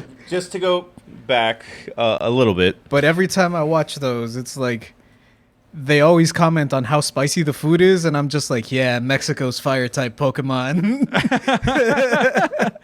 But no, I have a video here. There's a nice Korean lady eating Mexican food. Oh, here they are. It's Yeah, look, there, they're it's sweating. It's translating. There's a big difference in flavor between eating it with and without salsa. See, the lime balances everything out. No, it doesn't. Lime sucks. They have. Why do jarritos you in the hate background. lime? I'll never understand that. I think I told you this. I have a sour sensitivity. Where like, All of my jaw Mexican hurts. candy is sour. which is why I don't eat Mexican candy. This is why I wanted to make it a topic as we go. Oh, a you're little not gonna further like along. churro mice, bro. I'll eat them though. I'll try 'em. I'll try anything once, but most things once. There's some things I want. Heroin, Well- I won't try. This should be a quick topic, and then we'll get into candy like you want to. But- It's just, is there anything, because as you get to expand your palate and try new things, was anything that is like, it is pretty much authentically Mexican, but you didn't get to try it until you explored on your own? And for me, it would be things like ceviche, because that's a fish dish. See, yeah. Different colored moles. Yeah, you had mentioned before the show blue mole, which I had never even heard of. What was an example of another thing? It would probably be things like tamales wrapped in banana leaves instead of corn. Those are lies. So we have a group chat. We talk amongst ourselves. And JJ, you were talking about how there was it a girl that you knew? No. My roommate's watching the Mayans. Uh-huh. Oh, The- that's the right. FX show. Yeah, the Mayans FC. And or, in the- that's not FC. MC. MC. The Mayans Football Club. I'm sure they exist. In the Yeah. last season, or the latest season, Sorry. What? I'm sorry. I looked up blue mole and it gave me Blue blue waffle? mole. oh no, I'm like, what's going on? This is not what I wanted. I'm sorry. you need the accent, you need the Pokemon. That was so distracting, though. Imagine you're over here trying to talk about fucking tamales, and I'm over here like, what is going on? I apologize, JJ. Proceed with Mayans Football Club. Right? He was watching it, and the love interest in the show, I forget the actress's name, but she's gorgeous. She's Yeah. a dime piece. And we're like, damn, she's really, really pretty. And she's like taking care of Edward James Olmos, who's the main character's dad. And she makes him tamales. And main character Easy comes in, and he's Is it like, this lady? No, I don't think that was her. Damn it. Go ahead. But yeah, main character Easy comes in, and he looks at the table and he's like, "What are those?" And she's like, "They're tamales, banana leaves." And I was like, "Oh nah, I just lost all respect for her." Oh my god, you can't. No, I would be weirded out too. That's the thing. My boner is gone. It's just like that, instantly dissolved. This is not, mind you, this is not a sexist like women have to make food for. No, we're not saying that. We're just saying if they did us that luxury, we would be fucking confused. Because I mean, like, there's a subsection of my friend group that I like to call them travel Latinas, where they're either married with their equally intelligent partners, my other friends or people I know, or they're single or dating, and they got money because they're educated, smart as shit, and so they just go travel the world, and they're learning about cultures and food and different things, and a lot of them are going to different parts of Central America, and like eating foods, and one of them was like, yeah, here's this whatever dish wrapped in banana leaves like it should be, and I'm like, nothing should be wrapped in banana leaves at all. Not even bananas are wrapped in banana leaves. We and take they're that the tastiest part of the tree. We take that shit off, and then we take off the skin of a banana so that we can eat the banana proper. This is a topic for a different day, but this is why Central Americans hate Mexicans. Yeah, probably. Because we don't like Because our food is better. Because our food is better. Yeah, we don't eat plantains. We don't. Well, that's the thing. Plantains are just weird bananas. Yeah, but they're a lot bananas. starchier. I didn't know that till I They're visited Costa starchier, Rica. and they're. I've had them before. They're bananas. They're fine. They're just bigger, and I'd almost feel like they're closer to potatoes. yeah, like when they're you more eat them. dense, and yeah, they're weird is the wrong word. We're trying to be open here, but the idea is they're going and trying all these things, ceviches and oysters, and Right. oysters was probably the one where that was Pasteles, which is apparently Oh, yeah. Puerto Rico's equivalent to tamales, right, which are sweet and wrong. right. And gross. My dad always liked oysters, and I thought that was weird. And then I don't know. At a certain point, I worked at a Mexican restaurant, and they were like, "Hey, bro, take these oysters." Like, they just gave them to me, and I was like, "Okay." I was like, "Oh, all right, cool." Right. And then from then, they were like kind of my staple between 21 to 23. Just Is that why we went to the governor in Louisiana? Dude, I didn't even. So we went to New Orleans, and it was an oyster thing. I didn't order oysters because they were like $40 because that place was a tourist trap. right. But oysters would probably be my thing where I was like, my here's the thing. My brother's allergic to shellfish, so he can't have shrimp. Can relate. Yeah, I love shrimp. I love all sorts of shellfish, but so he has to explore. He had to try oysters. He had to try octopus, squid, all that. So I'd be like, "Can I try some?" And he'd, sure. So through him, I've tried most other seafoods that aren't shrimp, calamari, scallops, things like that. I like Asian food a lot. Like, it's probably my favorite food, period. And then Mexican food, just by bulk.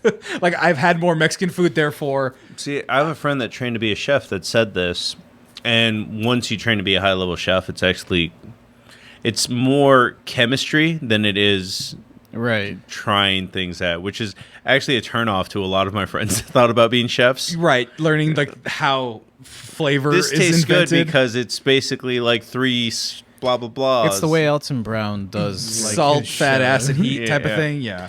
But she did say that it was like I was more heavily interested in Asian dishes, but I learned more about like traditional Mexican dishes while I was at that school, and I was like, oh, cool. And then so things like that, kind of mole, different sort of fish dishes, like, which is still new to me. Like, Right. I think she made me a red snapper once that I was like, Red snappers are good. I've had it but twice. I'd never had it Mexican style before nor after. Right. Like, it's just not a thing that I think of.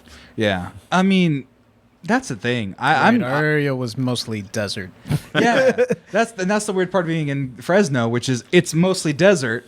It's a semi-desert, and because we steal all the water from all the other states, we're able to just cultivate everything in the middle where life should not subsist. Like, there's constantly droughts. There's constantly talking about water flow because there's no fucking water or rain where I'm from. But ultimately, that's where all the food's from. That's where all the cows are from. That's where all the cheese is from. Milk. Sounds like all that needs to move. Like, But where? It's not going to move south because that's L.A. It's not going to move north because that's the Bay. well, following the water flow, probably Colorado and Utah. But they don't know. That's how to where all the farm. weed is. Yeah, They already have their own farms. they're using that weed, the water for hydroponics. Yeah, because if you look at like Fresno, it's supposedly a semi-desert, but like let's just bring it up here. Like it's all desert from like this, and that's where like all your produce comes from in the world, essentially. If you're thinking the Bakersfield's down here-ish, Los Angeles, so city, literally Death Valley, mountains, redwoods. There's literally nowhere you can make anything. Just follow the water. It'll be in Nevada. Here? It'll be fine. Follow the water. Oh, wait, no, it's all desert there too. Nevada has a port. That's why Nevada has that tip. All right, useless JJ fact. You know how Nevada's Hold on, shaped? no, they gotta pay for the shit. They gotta pay for the JJ tips, all right? God damn it. No, I'm kidding. So you said the tip there. This tip here? No, the other one down Down? there at the bottom. Yes. Yeah, it only extends that far instead of being like a perfectly straight line Uh-huh. because there's a lake there. Fuck it. Is it Lake Havasu?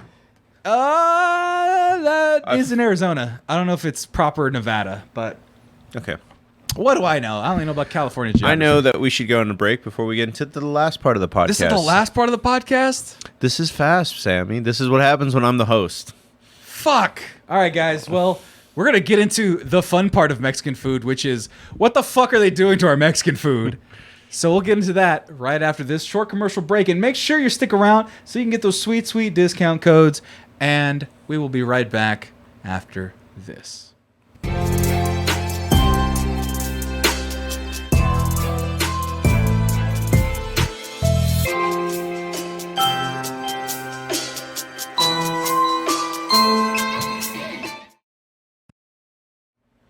Hey everybody, welcome back to the show. Thanks for watching. Thank you for sticking. God damn it, get your head out of the way of the camera.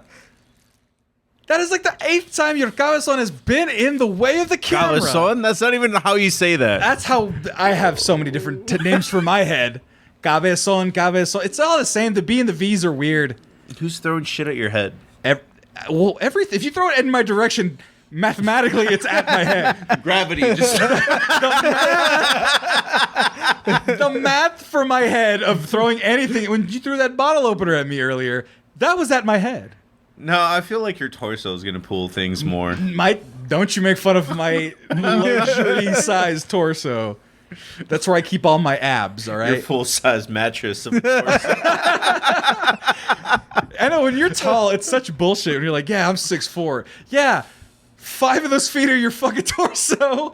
A foot of that is your head, and then 4 inches of these little bitty legs. Yeah, it was when you told JJ that you wear the same size pant length, it was pretty hilarious. Yours is 30? Yeah. I can wear 30. I wear a 32.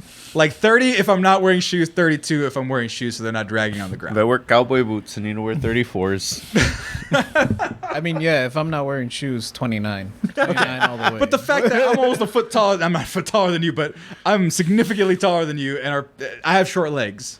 And my dad gets mad at me because he wears his like high waters. Like he wears his up to his belly button. Like, because he's an old man. But he's always been an old man, and that's why I wear high socks. He's always been an old man. He's always This came out of the womb, Benjamin Button over here. Kinda. Like, so like, when you think about like old Mexican dads or grandpas, like, I guess maybe not our grandparents. They were a little bit older. They were more the like, kind of rancho type. Yeah, but my grandpa was a fighting sheriff, and then your grandpa was a fighting vet Navy dude. So yeah, right. Different breed. But then like, my dad grew up in the 70s, and they always talk about the higher the socks, the downer the fool. Like my dad, it was like a not even a cholo thing. tried. You're fine. You're fine. It was not less of a cholo thing and more of a 70s ABA basketball thing where his socks were all the way up to his knees and his shorts were all the way up to his hip. It's like embarrassing. But the high socks, old man high socks, he kept those. I now rock the old man high socks. Alfred has never not worn old man high socks. No. Like it was maybe 3 years ago I stopped wearing white socks. Like I used to wear like white high cholo socks underneath all my jeans. Dude, I hung out with Alfred, and it was random fact, just really quick. I found out how how much Deanna rolls her eyes at Alfred. How much what? Deanna rolls Oh my. Yes, our friend Alfred definitely deserves all the eye rolls. I don't know. I was actually looking forward to both of you guys meeting if you went with me to Eagle Pass. You didn't because you wanted to hang out with your brother, and that's cool. But I also didn't do much. But yeah. But that being said, we're coming back to our topic of Albert's family. No, I'm kidding. We're talking about Mexican food. We talked about our origins with it, what we like, other foods that we like. This is part 1 of an ongoing series. We'll definitely be back to Mexican food once again. Yeah, it's when you get 3 big guys to talk about food, they can't do it once. Don't you say that about JJ. JJ is completely average on every way except looks. Dude, we didn't even get into, or actually we're about to. We're about to. Yeah. Because before we get into it, though, I do want to just make a mention to all those people listening, watching right now. Please follow us on all forms of social media. Just search The Mexcellence, you'll find us. That's TheMexcellence. If you're watching on YouTube right now, please like, subscribe, hit the like button. Again, hit it a third time. It's a triple like. Be sure to do it. We need your help. Comment so I can comment back.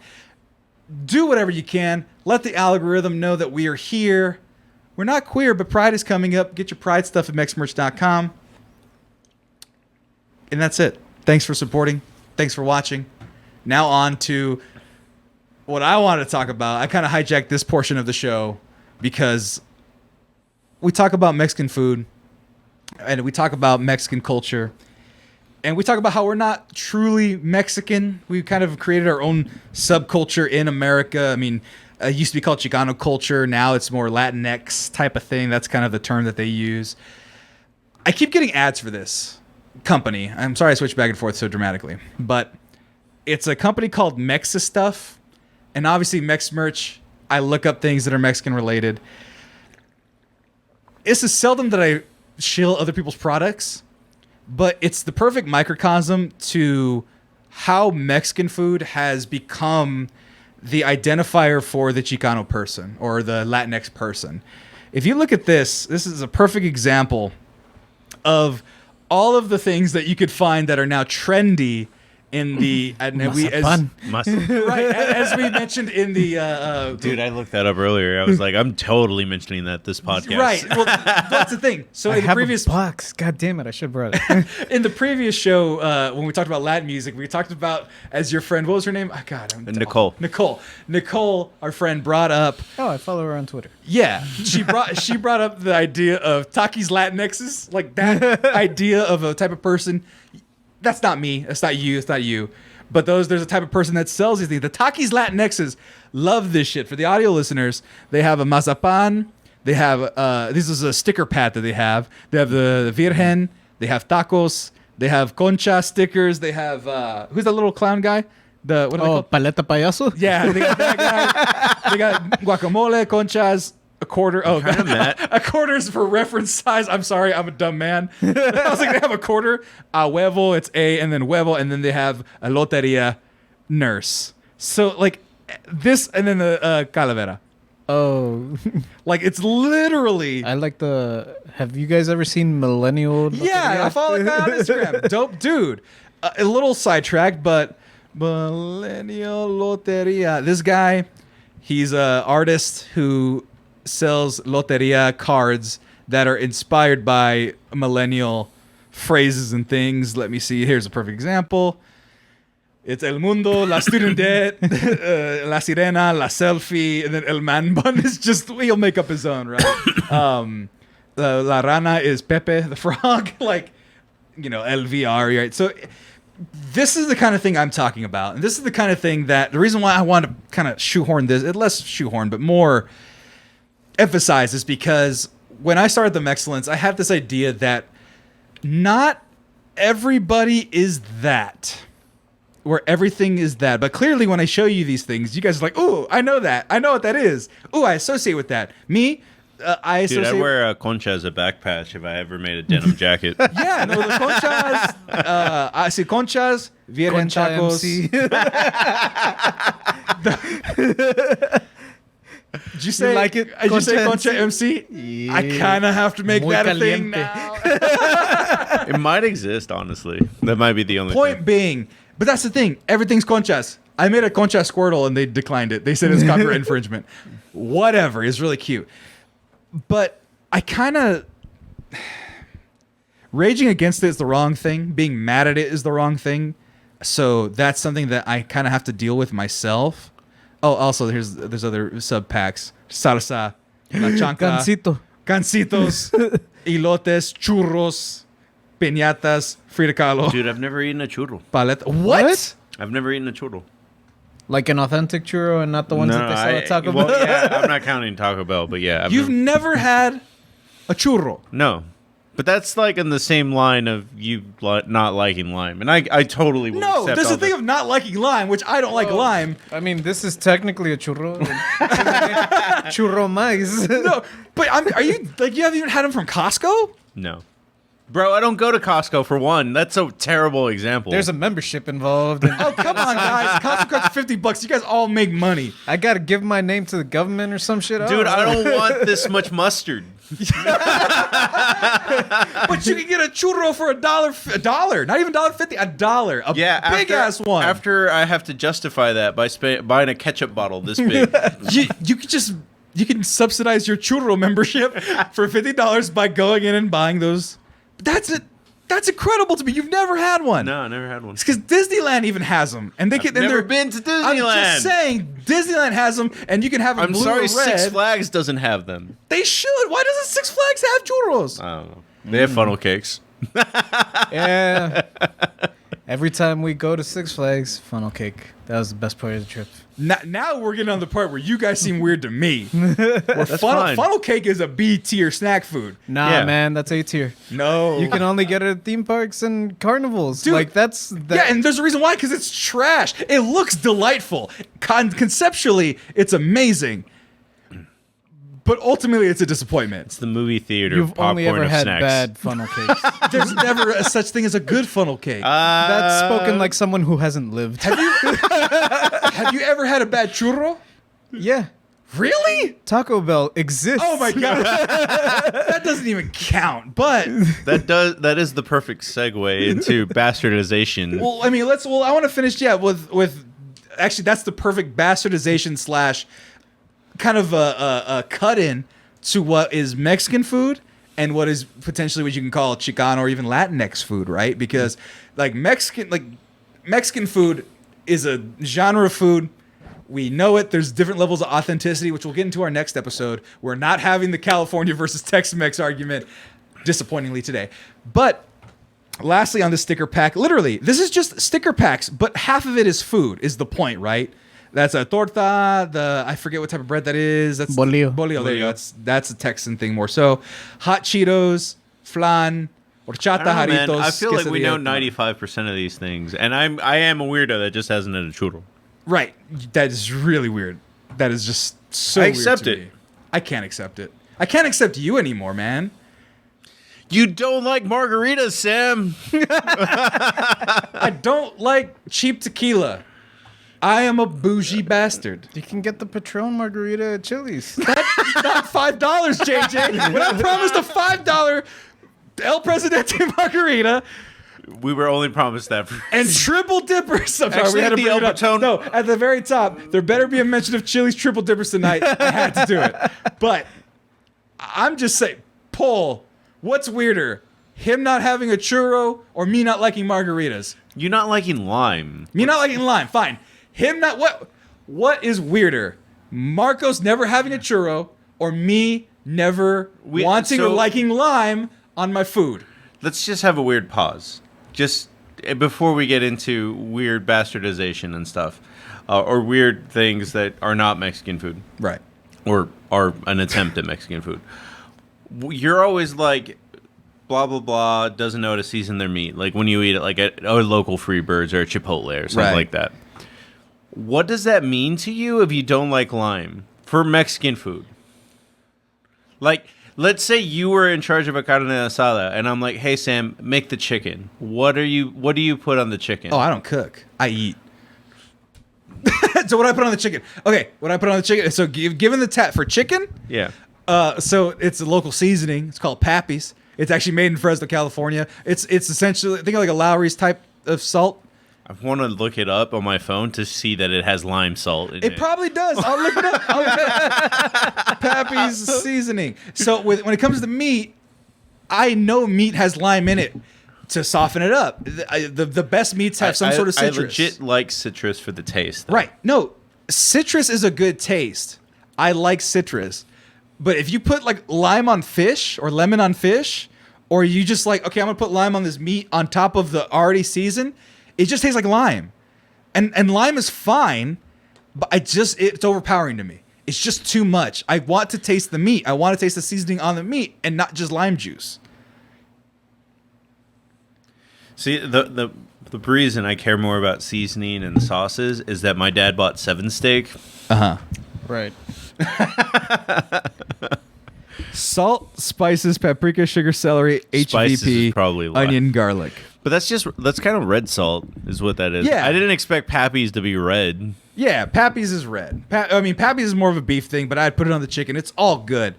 But beef is different. I would say beef, you know, salt, pepper, beer, like you've done before. And then if you got some garlic powder, onion powder maybe, or whatever. But usually you just make your own onion, you chop them up, grill that separately. And then that's it. Meat, and then your salsa has to be good. That's about it. That's what I trust. Salsa's gonna have lime in it. But not... Lime as a flavor is fine. Lime on top is unnecessary to me. But on top, it is a flavoring. But it's the only flavor. Okay. That's my opinion This on will it. end this discussion for today. And now we'll go into... Which is basically... I don't have that kind of thing that a lot of people have about... This needs to stay pure. Okay. I love fusions. Asian fusions is obviously probably why I love Cilantro fusion. is like the bomb diggity. Oh, cilantro, which is Asian Mexican Asian fusion. Mexican fusion. Yeah, it's here in Austin. I mean, one of the best steaks I ever made was so it was basically Mexican spices just kicked up a notch because I used habanero instead of jalapeno, and then I marinated it in Guinness. What? That's neat. Oh, yeah. That's interesting. But yeah, so fusions, I love fusions, and some fusions work, which I have to admit. Like yesterday when I took the picture, I was like, "What's like the most Americanized version of Mexican food?" A Doritos Loco Taco. A Doritos Loco Taco, for sure. Yeah. And I'll do you one better. JJ, you turned me on to this guy. He's sexy as fuck. No, I'm kidding. No, you turned me on to this YouTube channel. It's called Mythical Kitchen. Mythical Kitchen. And they took it one further. It was not just a Doritos Locos taco. They took it up to 11 and made a Doritos Locos tamale or tamal. So essentially they crushed up Doritos and put it in the masa.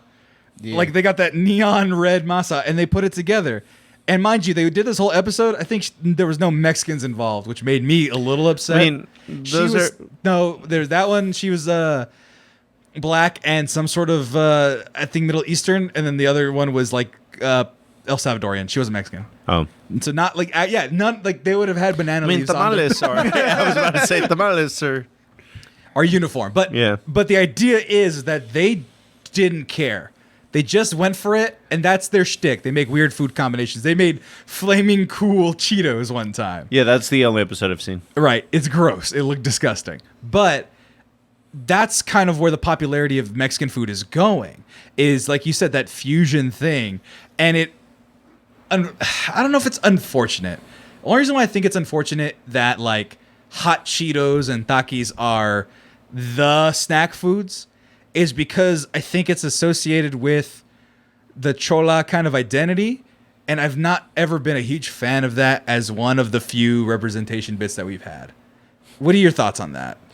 Is it like a self-hate thing? No, I didn't see it as a self-hate thing because I was buying up Takis before the Chola boom. Right. Well, like, I was about to say, like, I didn't see it as a self-hate thing, but when you're like, oh man, I don't like cholas, I'm like, did you get picked on? No. It's not that I don't like cholas. Cholas are dope. I've I've hung with them. I've seen them. A lot of my friends became them. Like they became them. They became no. Sometimes you're you're just a Mexican girl, and then at one day your eyebrows are changed, and and after your quinceañera, you become a cholo. right, and then you're eating Takis, and your fingers are always red, and your lips are always like bright neon red because of the Takis and the hot Cheetos, and so. The reason why I kind of get weird, I guess it is weird about it, is that like, because they've taken it as one of the things, it's like, oh, yeah, you're totally a Mexican gang member if you eat hot Cheetos and stuff like that. I don't think it goes that far, but I see what you're... You get kind of, like I said, I feel guilty about it, but like, when I see things like this, where it's like, all right, Takis inside... Jalapenos inside with cream cheese, so essentially... It wouldn't even work. Right. But they're just sticking things... You need bacon in that bitch. Right. But like you're talking about Bastards Day. This is TikTok trends, right? It's But I mean, you're really just eating Takis with sour cream at that point for a good... Or not even sour cream, it's cream cheese, which I've seen before. See, I used Takis... to eat That'd be Doritos down. with... I'm down for that one. So you're down for Takis mozzarella donut. Yeah. Right. That one I'm down for. But, I mean, what's the point? Just eat the Takis. It's just about doing something new, which is all fusion is. That's how you end up with, like, hula hut, which is Polynesian flavorings. But so they replaced the mole and the tamale, and it's actually pretty good. I mean, not the tamale, the enchiladas. By the way, is it tamale or tamal? People get so mad at that. Depends. It's technically tamal only. Isn't it a matter if it's single or plural? Well, tamales are plural. Okay. Tamal is singular. Yeah. Tamale. But people are probably going to scream at their keyboards. I don't know why they're screaming at their keyboards, at their screens, saying they're saying it wrong. But, I'm just going to go down the list. Like, they have the Mexican candies, all these things here. Bimbo. Damn, they removed the mazapan. No, Instagram said no mazapans. You get out of here. Takis, the corn cups, these things, gancitos I've had. What was this one? Sabritones. Lucas. Anything Lucas. That was the thing. They got rid of the lead, so I stopped liking it more. Less. Well, they stopped selling it. They stopped selling it altogether? Like traditional, regular ass Lucas? Yeah. They stopped selling Oh, that. shit. Is it because of all the lead in it? Yeah. Damn it. Well, no, Lucas. Fuck that. There used to be regular Lucas, and there was like Super Lucas, which was even more lead. It was super and unleaded. was fantastic. Well, I apparently put lead that is shit on watermelon. Apparently Lucas is super sweet, or lead is super sweet, which is That like, explains that. That explains the regular Lucas. well, that explains why kids used to eat paint chips as like a thing, like back in the 70s. That's like sad. when people say like, "Oh man, why'd you eat paint chips?" Because they were lead, and lead is delicious. But but then like you said, tajin is another one, right? You put that on everything. Right, so Tosti Locos, that Oh, was the man. one I forgot the name of, but I love using tajin for drinks. Tajin is great for drinks, but if you want like the Lucas experience, there's this other chile powder called trechas. It's sold like in the same section Tajin is sold in, right. but if you taste it by itself, that's exactly Lucas. Like if you need your Lucas fix, that's it. Damn, that's a deep-seated memory. I got a flashback into time, and I'll take one lick of that, and I'll be like back to being a little kid back in Fresno. But I don't know. Then you get this like the weird stuff because you said you'd like the fusions. This is just. That doesn't mean I like all fusions. Well, I'm just saying. You're not all great. Even Gotenks fucked up and got fat once. I'm just saying, like, so here's Pop Sugar, 35 creative ways to make your love of Flamin' Hot Cheetos. Take your love of Flamin' Hot Cheetos to the next level. First question: what the fuck is pop sugar? Second, Pop Sugar is just generic BuzzFeed style article listicle type of thing. Okay. They're not the New York Times or anything, but I'm not explaining the New York Times, but it's just like it was easier to look at this list and see the perfect examples of like the Hot Cheetos narrative of those tasty videos where they're just like making the Takis mozzarella donut. Like that's barely food. I mean, I've never even heard of sticking mozzarella in a normal donut. So, But like, okay, pickles and hot Cheetos. Hot That's Cheetos fine. with eggs in between donuts and No. on a bagel. pass. Lunch. Wait, but hot Cheetos on top of a cream cheese donut, A+. Cream cheese. Wait, what? You put cream cheese on top of a bagel, right? A bagel. You said donut. Oh, my bad. I'm about to say, They're like, the same thing. That's disgusting. They are but- kind of the same thing. Yeah. But yeah, cream cheese bagel, Hot Cheetos on top. I mean, that's yeah. It's neutral carb spice It's my favorite. on breakfast. pizza, in mac and cheese. Like it's like a topping. Sushi I would want to toppings. try that for sure. Yeah, Well, mac and cheese is a bastard in its own right, but you know, I mean, and people are Dude, just that probably is Cheetos and 1,200 cheese. calories. yeah, but they're just adding it to things for no. They have a list of them: hot Cheetos. Where did it go? Rice Krispie treat. Like, what's the point? That's a sweet and sour thing, I think. Well, Yeah, I get it, but at a certain point, there you go. There's your answer. it's kind of like the dinosaur thing. Just because you could doesn't mean you should. Wait, and- what? But Oh. if you don't, you never will know. But is this what like Mexican food has come to? Is this our future? None of No. that was made in Mexico. Right. But that's the thing. But Mexican people that are like us identify Dude, with that type have of you ever food. had a rufles with cheese? What the hell's that? What is Rufles? Those Ruffles. Rufles con queso. Let me try one. I'm sure I've had them. No, but you get them like Frito pie in Mexico. Oh Like, yeah, they sell them with like cheese on top, like nachos. But yeah, man, when you go to Mexico, it is just as weird as it is here. That's really cheesy. Yeah. Like that's the point. I get it, but I'm like, that's like, that tastes like a slice of cheese on top of it, which I'm not a huge fan of cheese. Leave me alone. Leave me alone. I don't like. I'm a picky eater. But this is the future. You're a chicken tender eater. Exactly. But this is the future. And then there's some things that are kind of like, okay, that kind of makes sense, but it's still kind of like, and we'll get into the politics of it later in another episode, which is like, okay, here's birria, right? They make it, you dunk it. That's the huge trending thing. Now, a lot of people make it with beef, but it's supposed to be made with Goat.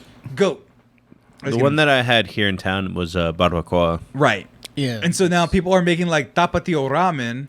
I don't know. Why I Oh, said that's a brand. bomb. Right. Yeah, that's a brand. That's a brand, but then they're putting like the juice from the barbacoa. I'm sorry, the Birria. from the birria, putting the meat in there, and that actually legitimately looks good. And that guy looks like he's really enjoying it. But that's also in a weird way coming from like, I grew up with Top Ramen because we didn't have a lot of money growing up. And now you're mixing it with something else. You're almost gentrifying birria to make it more accessible to us again. I mean, it 'Cause was we're not eating gentrified ramen. for me when I first had it. I've never seen birria in a Mexican restaurant. Right. And it existed out in California, Yeah. but it was not like you'd get it and you just have it. It was just another thing, right? It'd be like migas or it'd be like enchiladas or something. But Migas now, definitely got gentrified first. but now it's like a whole trend where it's like, Yeah, all my right. uncle kept sending his back.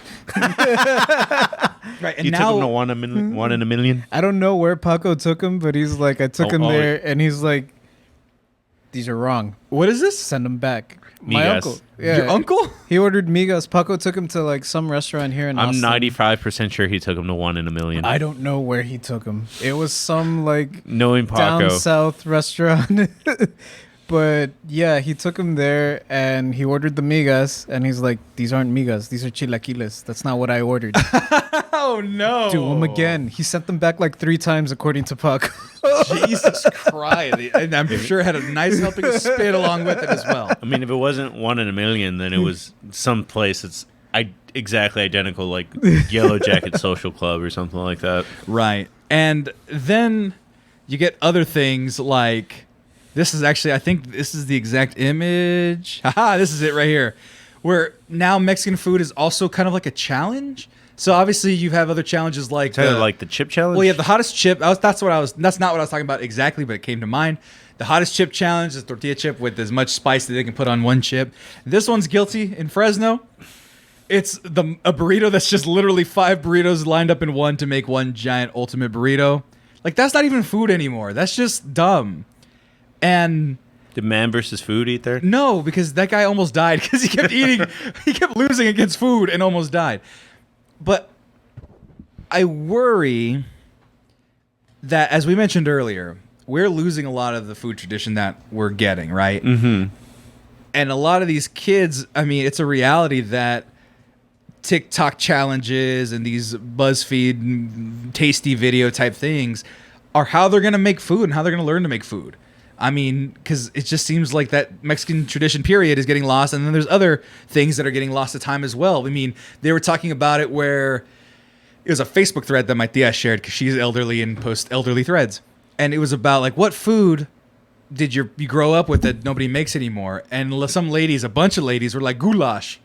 Goulash is gone, and we think of it as a joke because it's a funny word, but that was a legit food that old people had growing up that nobody makes anymore. Mm-hmm. I fear that some of the things that we grew up with, like menudo, might go the way of the dinosaur. Menudo, you don't think that? Not menudo, but there is several aspects that you are talking about that it is changing. Right. And then it comes down to, this is why we do this podcast. Right. Because there are several things about Mexican music dying. You don't listen to mariachi music when you're driving in your car by yourself. I listen to them at parties with my uncles who are drunk. Yeah, your uncles who are old and will and pass away. And my cousins will play it, but out of the 10 of us, 4 of them will. Exactly. It gets less and less. It Right. gets more and more watered down.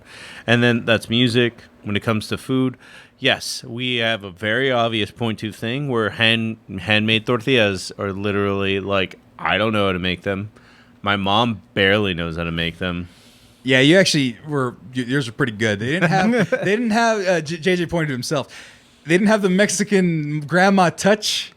I couldn't even get him to rise, to be honest. Not a Mexican grandma. I know, but I think you need to have a child, and then somehow you'll be granted the powers. I mean, It's a level up. no one's called back, but but like, I'm just saying, like, I looked up, hot Cheeto food trends. It's Dude, a sushi roll. I want that. wrapped in Yeah. hot Cheetos.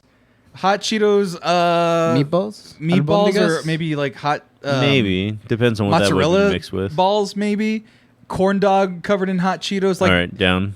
like this is kind of a pizza. down.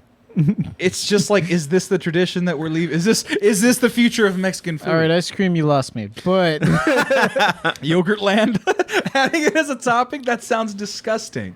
Now that like flaming hot Cheetos limon macarons or macaroons. sometimes it's just like those weird cravings that you personally have. Are we all pregnant? Is that what that is? I mean, sometimes I feel like I am. I guess. Have you ever had like Cheetos and peanut butter? No. It's weird, and I'll admit, I'll be the first one to say, "Hey, look at my weirdness," but it's a flavor combo that like kind of goes together. Is this more or less disingenuous because that's your beef with it than a quesarito? In his defense, if I may play devil's advocate, I know Taco Bell doesn't really market itself as Mexican food anymore. Okay, that's Right. fine. But my thing is like, Okay, then a pickle margarita from Taco Cabana. well, All right, yeah, so- no, that's the line. well, let's put it this way: when you think elotes, what do you Yeah. think? What's on an elote? Street corn. Corn. Corn. It'll be butter, lime, red pepper, salt.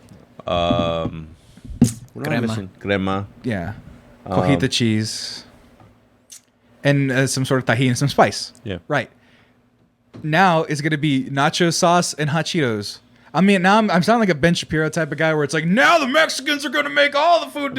All the Latinxes are going to make I end food. up Yeah. having to be the conservative dude on the political podcast, so it's fine. It's just so weird. It's not that I'm like saying, oh, it's the devil. The kids are going to ruin us. It's just that Mexican food is hard. And, hard. And Yeah, that's not even dealing with barbacoa that needs to be like buried for Right. a Yeah, while. you need to And- dig a hole. here's another one. Here's another sidebar that we may not have time to get to because it's just about time to get out of here. People aren't eating meat as much. A lot of people are starting to go vegan, and a lot of people are starting to not have Well, I the mean- same tastes for meat. That's generally because there's so many of us now. It's the earth sort of trying to heal itself. I guess, right? Right, yeah, because like if you look back in the 50s, like there weren't very many people and also not very many vegans and vegetarians. Right. Now is, one, it's a social thing, people grow and like evolve and learn like, hey man, this isn't sustainable, so some switch by choice. Others like are just naturally predisposed to it. Right. And that's, law of averages. Right. More So- people, more. Right. And so, but the thing is, because more people, like we mentioned, things are getting passed down. Because there's more people, there's a chance for dilution. And I'm not saying dilution is bad, like, oh, we're going to lose the purity of anything. It doesn't matter. Being a mix and being a part of this type of world is good. But when you're not able to find migas appropriately and you're shouting at a poor waiter, bring it back, give me another one. That begs the question that we might lose some of those things that are in the middle. And I think about that, not often, because I'm a picky eater anyway. I wouldn't eat half the shit, but I like for it to be there. I like for those traditions to be there. And this is another one that I wish Alyssa was here to talk on a little bit, but like Mexican women are less and less being expected to cook in the home. Like before, that tradition was passed down by the women, the tortillas and the tamale recipes and all those things. Those were passed down from the women only. It is a weird thing that I'm somewhat noticing, and it's weird. Like at this point where I'm 30-ish, like, so people like you are legitimately taking a huge interest in cooking and learning traditional recipes and cooking in different ways. And women like Alyssa and Jessica are like, I'm going to woodwork and I'm going to whittle things. Right.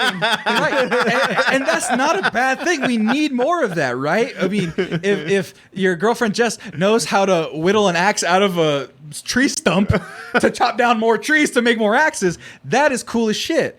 Me, if I learned how to bake bread from scratch and cultivated a yeast culture for my own I have desire. no idea how the concha sugar falls in that pattern. Right, but what if Sammy ain't made shit? And then you bake it. Oh, that's sad. Sammy ain't made shit coming soon. I might try to make conchas. It's not fondant. Edward has ingrained it in my head to hate fondant because he's like, it's Fondant's lazy. trash. Yeah. He's like, use buttercream, you lazy bitches. Yeah, use buttercream. Cake is everything, motherfuckers. Buttercream melts in Texas. That's why fondant's popular. Huh. It's butter. What happens when you leave butter out? I'm not doubting it. I'm just saying fondant sucks. I hate it. Point being, It'd be just as hot in Fresno. it is, which is why they use fondant there, which is why I think it sucks. But If it's mass produced, it's bad. But you can make it good. You can make anything good. You can make hot Cheetos and elotes good. You can make barbacoa good. I mean, they're already good. You're just taking two pluses and making a bigger plus. Exactly. And right. And that's my thing where because those roles are shifting and some guys they're too machisto to be like, I'm never going to learn how to cook. My wife should know how to cook. And they're over there getting degrees and getting jobs and being the breadwinners and not learning to cook unless it's of their own volition. You know, that cultural thing isn't there. Or if they're poor like me. Or if they're poor and they just want to learn how to make good food, or like us, where it's like, oh, I'd never learned how to make this or that, and I just want to try it. I learned how to make beans and rice because I didn't know how to fucking make beans and rice. No, I still don't know how to make rice. I had to learn to cook like really early on because both my parents worked. Right. And my grandma wasn't going to take care of me 24/7. I woke up earlier than her. Right. So I had to learn how to make my own eggs, and I didn't make migas. I didn't deep fry anything. Right. But I had to learn how to cook my own eggs, make my own food to last. And in that way, where you learn to cook, I learned how to make ramen, ate a lot of Hot Pockets, a lot of Pop-Tarts, a lot of prepackaged shit. Really? No, it's just I'm dead serious. I believe you. When you It's got 4 just- kids, and you got to feed all of them, they're all hungry. Hamburger Helper's your best fucking friend in a pinch, right? So I don't fucking eat Hamburger Helper. I'm sick of it. But that's something that I want to get to at a later podcast. We don't have the time to get into all that. Is there anything else you guys want to bring up regarding this kind of topic? I mean, are we doomed? No, it's not that we're doomed. It's just this is a good intro, and then we're going to circle back around to it. But I think I did learn that whenever we talk about food, JJ's going to be on. JJ's going to be on. JJ, I want to try one of them, unless you don't want to open them. Oh, no, yeah. These are the bomb diggity. Oh, what are those? Chetos torcidos. Cheetos Torcidos. Give me one. Torciditos. All right. Wait, what is the I don't know Spanish. What is the subtitle of that? Torciditos Yeah. twisted. Oh, okay. There's no lime in it, but it is Cheetos, so beware, there will be cheese. Well, no, Cheeto cheese is fine. That tastes like a slice of cheese. Let's see. Ooh, they They have like pepper on them. Yeah, they look. It looks like they actually deep fried it like a chicken batter. Yeah. Dude, they legit add lime to Cheetos in Mexico, like when they serve them.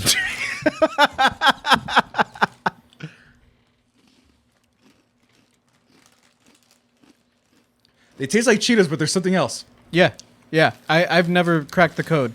Every time I try to explain it to white people, I'm like, I don't know what the fuck they put on them, but I'm telling you, Mexican Cheetos, just like Mexican Coke, a cut above. It's like like a smoky flavor, but it's not like it's not like a liquid smoke like the Fritos barbecues. Those curls, those are good, but in a weird, disgusting way. Those are good in like a mystery. Like I said, there's something there, earthy.